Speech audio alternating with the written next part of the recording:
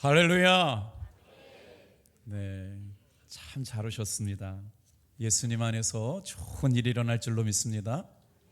저는 오늘 이사야서 9장 6절에서 7절의 말씀을 가지고 왕이 나셨도다 라는 제목으로 하나님의 말씀을 전하려고 합니다. 성탄절이 정말 기쁘다라고 생각하시는 분만 아멘 해볼까요? 이게 두 박자 쉬고 나와서 안 돼요. 성탄절이 진짜 기쁘신 분만 아멘 해볼까요? 아까 안 했기 때문에 지금 한 건 소용없어요. 여러분, 제가 말씀을 준비하는데 제가 어린 시절 성탄절만 생각해 보면요, 제가 나이가 이제 50이 넘었다는 게 좀 믿겨지지 않죠. 어린 시절 성탄절 연습을 할 때 여러분 한 달 넘게 했어요. 그리고 나서 빛이 없으니까 막 후레쉬를 가지고 가서 그렇게 설레이게 성탄절을 기대했던 때를 생각해 보면 요즘 우리 성도님들은 그렇게 성탄절을 기대하거나 막 사모하고 있는 것 같지 않아요. 혹시 여러분 저만 그런가요? 정말 큰 기쁨의 좋은 소식을 가져오고 12월에 일어나는 기적 같은 저런 은혜를 경험하고 살아갈 수 있다면 얼마나 행복할까. 저는 이번 주간에 굉장히 중요한 성도님들의 기도 부탁을 받았습니다. 아버지가 암이시어서 저에게 전화를 하셨어요. 참 목사에게 기도 부탁하는 기도의 제목들은 하나같이 쉬운 문제는 하나도 없습니다. 사느냐 죽느냐 문제 이야기, 또 자신의 힘 가지고 할 수 없는 문제를 가지고 부탁하는 이야기인데, 화요일 날 울면서 전화 오셨던 집사님의 기도를 받고 나서 정말 하나님의 은혜가 아니시고서는 살아갈 수 없게 되죠. 어떻게 이렇게 울고 계시냐 그랬더니 아버지가 암에 걸리셨다는 거예요. 빨리 가셔가지고 아버지를 병원에 모시고 가고 위로해 드려야 된다고 전화기 너머로 울고 있는 집사님의 기도 부탁을 받고 어쩔 줄 몰랐죠. 그런데 그 다음날 전화가 왔어요. 어제와는 전혀 상관 다른 목소리예요. 목사님 안녕하세요 그러더라고요. 무슨 일이 있었냐 그랬더니 하루 만에 아버지 병이 달라졌답니다. 그래서 어떻게 된 일이냐고 그랬더니 어제는 위암이었는데 오늘은 위염으로 바뀌었대요. 아멘 하시는 분들이 은혜로운 분들이에요. 어머니가 위염을 잘못 위암으로 읽어가지고 온 가족이 모여가지고 기도하고 모여지게 되었는데, 근데 그 집사님은 저에게 이렇게 말씀하셨어요. 성도님들이 기도해 주셔서 위암이 위염으로 바뀌었습니다. 할렐루야. 그 고백이 얼마나 놀라웠는지 몰라요. 맞아요. 우리의 삶에는요, 해결할 수 없는 인생의 위기가 찾아올 때가 있고 노력해도 안 되는 문제가 있다는 거죠. 그때 우리가 기대할 분이 있습니다. 다 같이 한번 따라해 볼게요. 왕이 나셨습니다. 똑같은 이야기인데요, 우리 교회 학교 어린이 중에 화요일 날 병원에 입원해 가지고요, 산소 마스크를 떼지 못하고 있는 아이가 있었습니다. 그래서 무슨 얘기냐 그랬더니 호흡곤란을 가지고 있는 어린아이가 천식 때문에 병원에 실려가는데 이 산소 마스크, 산소 포화도가 정상으로 돌아오지 않아서 마스크를 벗지 않는다는 거예요. 벗지 못하고 있다는 거예요. 근데 그때의 엄마의 마음은 말이에요, 가슴이 찢어지는 거예요. 얼마나 간절했는지 주체할 수 없는 눈물을 가지고 이제 기도 부탁을 하고 있는 거죠. 그때마다 목사님께 전화하고 우리 중보기도국에 전화를 하는데, 자, 그 다음 날이 이제 며칠이 지났어요. 그런데 이제 들려오는 소문이 마스크를 목사님께 기도 부탁드렸는데 빨리 빼야 되는데 못 빼고 있다는 거예요. 어떡하냐고. 금요일 날 새벽에 이 아침에 추운 날 아침에 와가지고 우리 성도님께 부탁을 할까 말까 아주 고민이 많았어요. 기도한다고 마스크를 벗을 수 있나? 정말 예수님 믿으면 내 삶의 문제가 해결되어지나? 죽는 문제, 사는 문제를 해결할 수 있나? 라고 하는 고민이 있었어요. 실제로 그런 고민이 있었지만 믿음을 가지고 우리 성도님들께 부탁드렸어요. 성도님 이만저만 해가지고요, 우리 교회 학교 어린이가 산소 마스크를 끼고 생활해야 되는데 이거 벗어야 태어난답니다. 여러분은 우리가 왜 예배를 드려야 하는지 알아요? 왜 우리가 기도하며 살아야 되느냐? 저는 그 순간 진짜 제 마음속에는 믿음이 없었어요. 두려웠어요. 기도한다고 될까라고 하는 마음이 제 마음을 순간 넘나들고 있었거든요. 그런데 믿음으로 선포할 때 어떤 역사가 일어나느냐, 9시에 전화가 왔더라고요. 성도 집사님한테, 부목사님한테 전화가 왔어요. 목사님, 그 어린아이 마스크 벗었습니다. 할렐루야. 이게 두 번째 은혜였어요. 그리고 지난 주일날 예배가 끝나고 저에게 한 성도님이 장문의 편지를 보내주셨어요. 문자로 왔습니다. 안녕하세요 목사님, 저 누구누구예요. 많은 눈으로 인해 혹여나 성도들의 발걸음이 줄어들까 염려하셨다는 그 마음조차도 저는 성도님들을 사랑하는 목사님의 마음으로 받았습니다. 이분이 수술을 했는데 수술한 부분에서 피가 멈추지 않는다는 거예요. 제가 한 주간 동안 만난 우리 성도들의 삶의 문제는 하나같이 호락호락하지 않아요. 암이었어요. 호흡기를 끼고 죽느냐 사느냐의 터널을 지나가고 있는데 이분은 몸에서 피가 멈추지 않아요. 목사님 기도해달래요. 참 이런 한 주간 동안 살았어요. 그런데 이분이 뭐라고 얘기하냐면, 목사님이 저를 위해서 소화기 너머로 전화기를 붙잡고 기도해 주신 덕에 그날부터 피가 멈췄습니다. 일주일 동안 피가 완전히 묻혔기에 오늘 아침 목사님께 기쁨으로 하나님이 살아계신 것을 우리에게 알만한 것을 보여주셨다고 말씀하셨는데 그게 제가 증거가 되었습니다. 그날 여러분 설교 기억나세요? 하나님께서는 우리에게 하나님을 알만한 증거를 보여주셨다라고 했던 것이 자기에게 은혜로 다가왔다는 거예요. 할렐루야. 그래서 그렇구나, 전화기를 붙잡고 기도해 주는 것만도 예수님의 이름의 능력, 왕으로 오신 예수님이 내 삶의 주인이라고 선포하는 그 능력이 될까 안 될까 두려워하고 염려하는 제 마음속에서도 오늘 이 시간에도 말씀하시는 거지요. 다 같이 한번 따라합니다. 주가 일하십니다. 주가 역사하십니다. 주가 고치십니다. 여러분, 예수님 믿는 게 여러분 그냥 희망 고문하는 거 아니라는 거예요. 교회만 왔다 갔다 해가지고 예수님 믿는 게 증거가 되는 게 아니라 진짜 예수님을 믿음으로 말미암아 삶의 실제가 되고 예수님의 이름의 능력이 내 것이 되고 예수님의 이름의 권세가 내 삶의 모든 문제를 해결할 수 있다는 것이 경험되어진 한 주간인 줄로 믿습니다. 오늘 이렇기 때문에 예수 믿는 것 아닐까요? 그런데 오늘 또 이렇게 귀한 간증을 듣다 보니까 제가 눈물이 나네요. 사랑하는 성도 여러분, 목사님 저에게 기도를 통해서 하나님을 알게 하시고 하나님이 살아계신 것을 경험하게 하시고 이 사건은 저에게 은혜가 됐을 뿐만 아니라 이 말씀을 목사님께 드리는 것은 더 힘내서 목회하실 수 있도록 제가 증거가 된 것 같아 연락드립니다. 교회를 위해서 기도할게요. 탑동교회 성도로서 자부심을 느낀다고 고백드립니다. 오늘 이사야서 9장 말씀에 보면요, 말씀을 묵상하다 보니까 이렇게 다른 은혜가 없는 게 아니라 이스라엘 백성들이 2700년 가운데 어떤 상태에 있었냐? 흑암 중에 있었대요. 절망 중에 있었대요. 어두움 중에 있었대요. 좌절 중에 있었대요. 그런데 예수님이 어떻게 오시느냐? 왕으로 오시고 빛으로 오셨더니요, 어떤 역사가 일어나요? 다 같이 한번 따라하겠습니다. 어두움이 떠나갔다. 예수님은 빛으로 임하셨거든요. 근데 그 빛으로 임하신 예수님을 영접한 사람들에게 어떤 역사가 일어났냐? 놀랍게도요, 즐거움이 허락됐대요.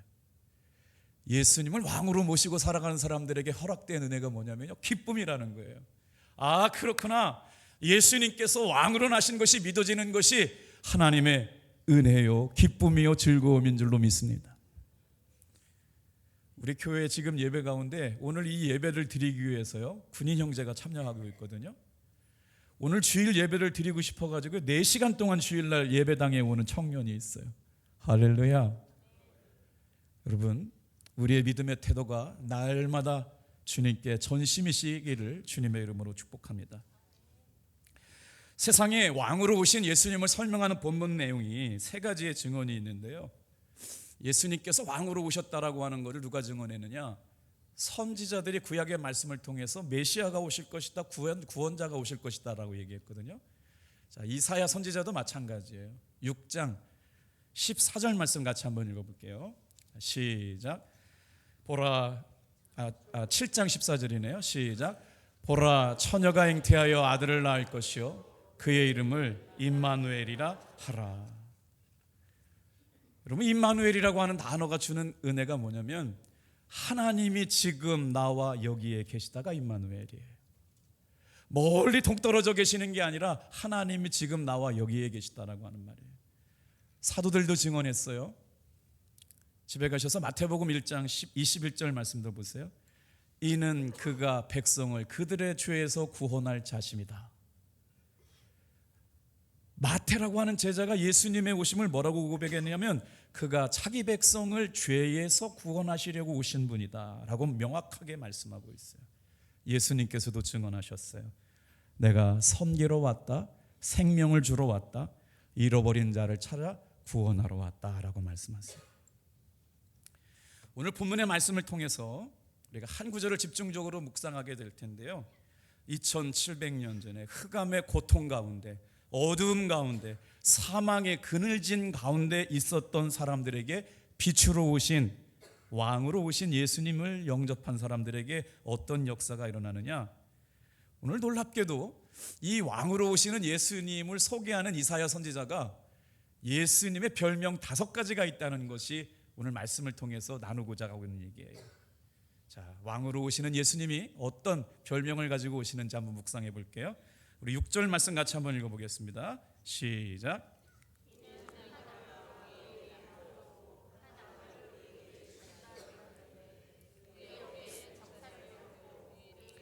그의 이름은 기묘자라, 모사라, 전능하신 하나님이라, 영존하시는 아버지시라, 평강의 왕이라. 자, 여기 잠깐 말씀 띄워줘 보시겠어요? 왕으로 오시는 예수님께서 어떻게 오셨느냐? 그의 어깨에 정사가 메어졌다는 말인데, 정사라는 말이 참 어려워요. 안 쓰는 말이어가지고요. 왕권이 머리 어깨 위에 얹어져 있대요. 예수님께서 탄생하실 것을 예언했던 이사야 선지자가 예수님이 왕권을 가지고 오신다는 거예요. 정사라는 말이 바로 왕권을 가지고 오시는 예수님을 말씀하고 있는데, 그 이름이 뭐냐면요, 기묘자라는 단어, 모사라고 하는 단어도 한번 볼게요. 자, 기묘자라는 말은 뭐예요? 자, 같이 한번 보세요. 기특할 기, 오묘할 묘, 기묘자, 그리고 모사라고 하는 단어는 뭐냐면요, 꿰를 모자에다가 선비 사자를 썼어요. 예수님은 뭐냐? 기묘자이시면서 모사래요. 단어가 무슨 말인지 참 어려워가지고요, 쉬운 단어를 봤어요. 그랬더니 이렇게 아름다운 단어가 있어요. NIV 버전의 영어 성경을 읽었더니 기묘자와 모사를 뭐라고 그랬냐면요, 원더풀 카운셀러라고 써놨어요. 예수님은요, 아름다우신 분이래요. 놀라우신 분이래요. 그런데 예수님을 주님으로 영접하며 살아가는 사람들에게 어떤 역사가 일어나느냐? 예수님을 왕으로 모시고 살아가는 사람들에게 어떤 역사가 일어나느냐? 한번 다 같이 한번 따라해 볼게요. 예수님은 놀랍고 신기한 일들을 일으키시는 분.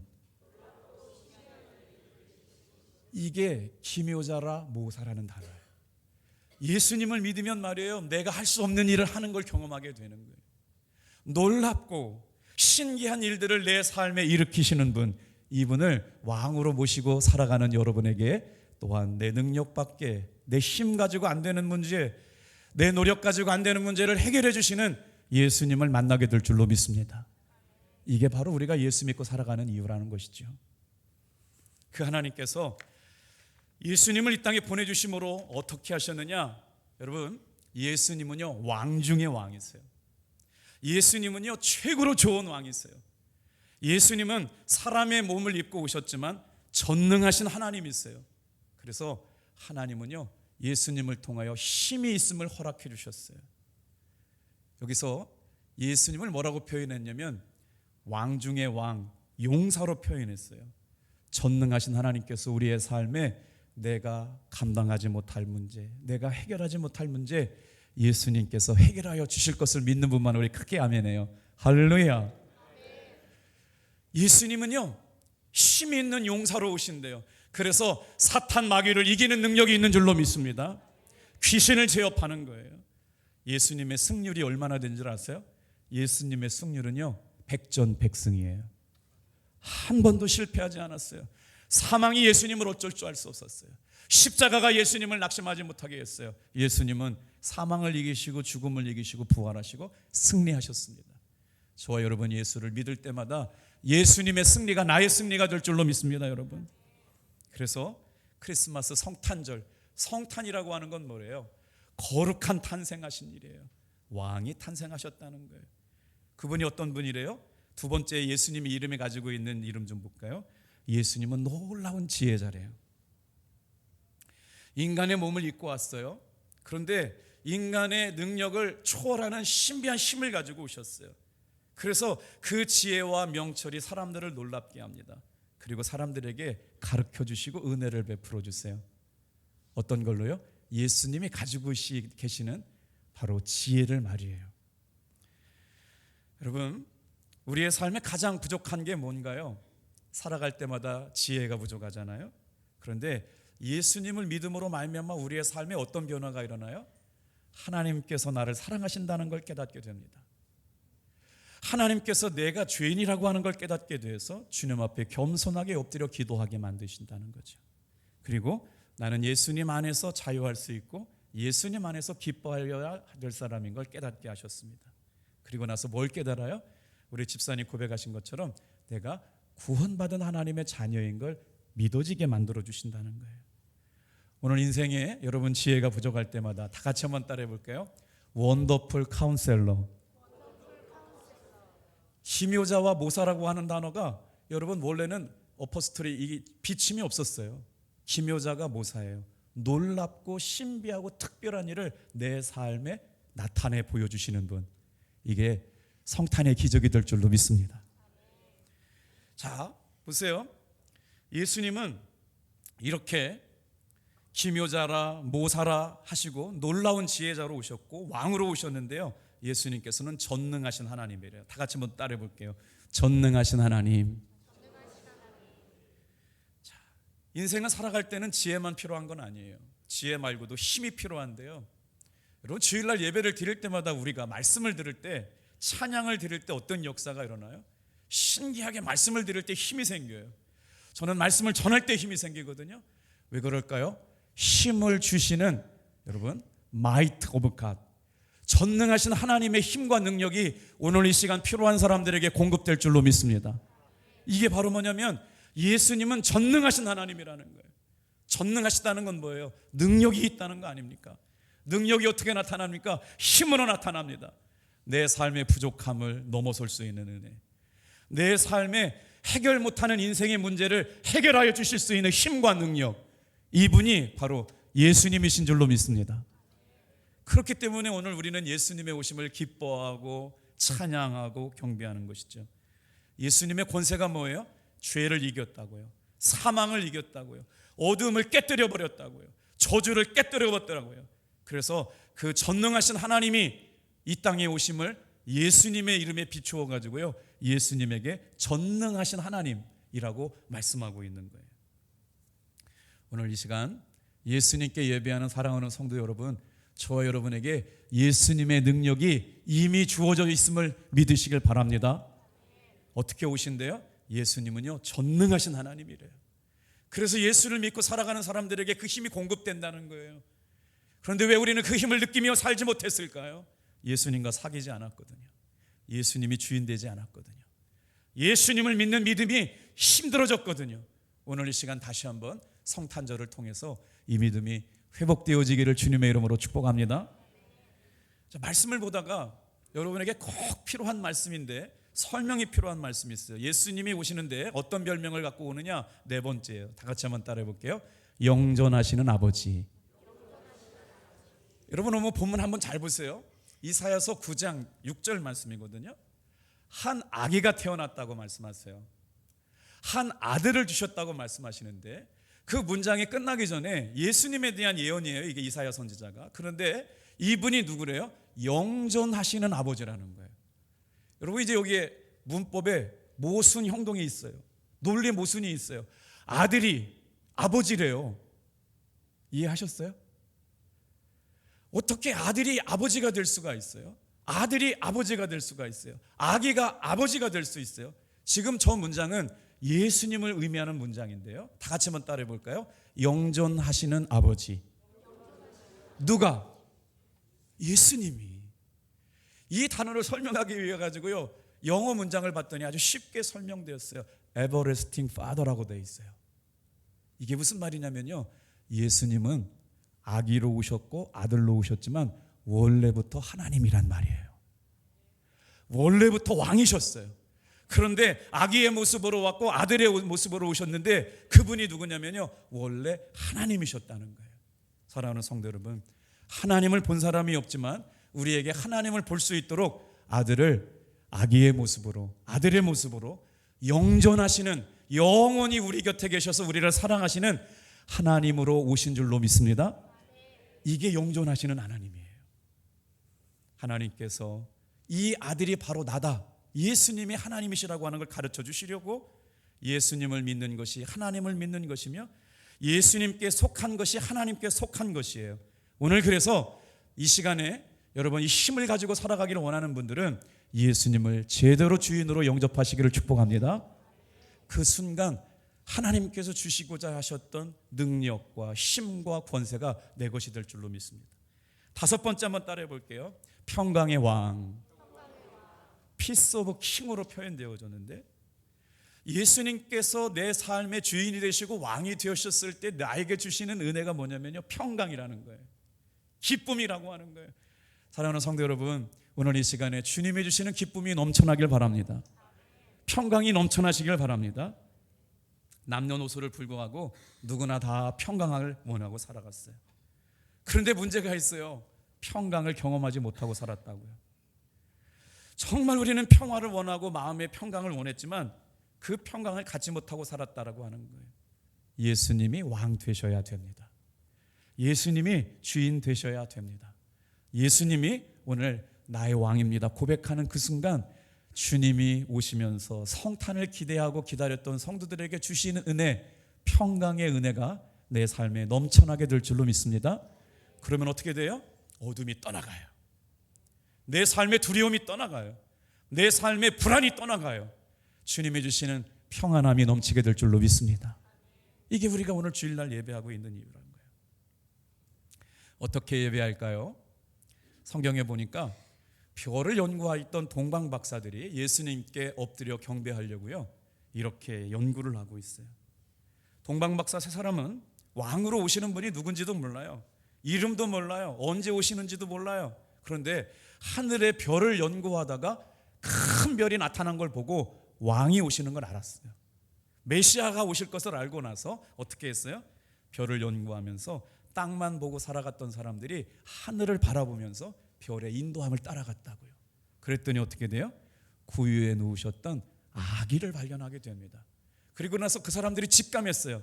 저 별자리가 있는 곳에서 태어난 아기가 구원자가 될 것이다, 메시아가 될 것이다 라고 믿음의 고백을 가지고 동방박사 세 사람이 황금과 유향과 모략이라고 하는 예물을 가지고 아기 예수님께 엎드려 절하게 되거든요. 이거를 종교개혁자 루터는 뭐라고 얘기했냐면 성도들이 가져야 될 세 가지 믿음의 태도라고 얘기했어요. 꼭 소유해야 돼요. 오늘 이 시간에 나와 있는 사랑하는 성도 여러분도 다 같이 한번 따라해 볼까요? 믿음, 소망, 사랑. 루터는 황금과 유향과 모략을요, 믿음과 소망과 사랑이라고 비교했어요. 자, 황금은요, 다 같이 한번 따라해 볼게요. 금과 같이 귀한 것입니다. 왜 귀해요? 금이 변하지 않는 것처럼요, 믿음이 변하지 않는 걸 말하는 거예요. 세월이 흘러가도 예수님을 향한 사랑의 마음이 변하지 않기를 축복합니다. 이 믿음의 고백은 내가 예수님을 사랑합니다, 내가 예수님을 만났습니다, 주님이 나의 구주십니다 라고 하는 것은요, 믿음으로 고백되기도 하고 삶으로 표현되는 거예요. 저와 여러분의 삶에 예수를 믿음으로 말미암아 이 믿음의 고백과 삶의 모습이 드러나게 되기를 축복합니다. 여러분은 예수님을 누구라고 고백하고 계세요? 베드로는 이렇게 고백했어요. 주는 그리스도시요 살아계신 하나님의 아들입니다. 그리고 나서 두 번째 예물을 드렸거든요. 유향이라고 하는 제물을 드렸는데 향수의 재료이면서 약품으로 쓰여요. 향기나는 성도들의 삶을 의미합니다. 사랑하는 성도 여러분, 우리가 신앙생활하면서 가지고 있는 약점 중에 하나가 뭐예요? 믿음은 좋은데 믿음의 향기가 삶으로 드러나야 하지 못하고 있다고 하는 것이죠. 언제나 어디서나 탑동교회 성도들은 믿음의 삶이나 삶의 향기가 드러나는 여러분 유향과도 같은 믿음의 소유자들 다 되시길 축복합니다. 자, 그 다음에 동방박사 세 사람이 가지고 왔던 몰약은 방부제 역할을 했어요. 약초로 쓰여졌던 귀한 예물이거든요. 그런데 참 이상하죠. 황금은 믿음을 얘기해요. 유향은 향기 나는 성도들의 삶을 얘기한다고 그랬고요. 몰약은 방부제예요. 시체가 썩지 않기 위해서 바르던 약이 여러분 이 몰약이라고 하는 약재인데, 동방박사 사람들은 아기 예수님께 경배하러 왔거든요. 그런데 아기 보고 죽으라고 하는 거예요. 여기에 귀한 영적인 의미가 있습니다. 몰약은 예수님의 죽으심과 부활하심을 상징하고 있는 것이죠. 사랑하는 성도 여러분, 죽음의 문제, 인생의 연약함의 문제를 해결하신 예수님이 우리의 삶의 왕이 될 때 죽음의 문제를 넘어가게 될 줄로 믿습니다. 그래서 이 몰약은 부활과 여러분 영생을 소유하는 의미로 황금과 유향과 몰약을 가지고 동방박사 세 사람이 아기 예수님께 경배했대요. 여러분, 우리의 삶에 예수님을 믿는 기쁨을 경험하지 못하고 살아가는 게 뭘까요? 성탄이 됐음에도 불구하고 즐겁지 않은 이유가 뭘까요? 다 같이 한번 따라합시다. 예수님을 왕으로 모시지 못했기에. 진짜 기쁨을 가지고 살아갈 수 있는 사람은 누굴까요? 예수님이 왕 되신 분은요, 정말 지금부터 놀라운 변화가 일어날 줄로 믿습니다. 저와 여러분의 삶에 성탄의 기쁨이 충만해서 오직 예수님만이 나의 삶의 왕이십니다. 오늘 그렇게 고백할 수 있는 저와 여러분들이 되기를 바라면서 한 구절의 말씀을 읽고 마치겠어요. 우리 시편 24편 7절로 10절의 말씀을 가지고 왕으로 오시는 예수님을 어떻게 영접하고 고백해야 될까요? 저와 여러분이 이런 믿음의 고백이 있었으면 좋겠습니다. 같이 읽고 마쳐요. 시작. 문들아 너의 머리를 들지어다. 영원한 문들아 들릴지어다. 영광의 왕이 들어가시리로다. 영광의 왕이 누구시냐? 강하고 능한 여호와시요 전쟁에 능한 여호와시라. 문들아 너의 머리를 들지어다. 영원한 문들아 들릴지어다. 영광의 왕이 들어가시리로다. 영광의 왕이 누구시냐? 만군의 여호와께서 곧 영광의 왕이시로다. 왕으로 오시는 예수님, 기묘자, 모사, 또 어떻게 해요? 전능하신 하나님, 또 영존하시는 하나님, 평강의 왕으로 오시는 분이 저와 여러분들의 왕 되심을 고백하고 엎드려 경배하는 귀한 성도님들의 삶이 되시기를 축복합니다. 우리 준비하신 예물 찬송가 116장 찬송하시고 우리 봉헌하도록 하겠습니다.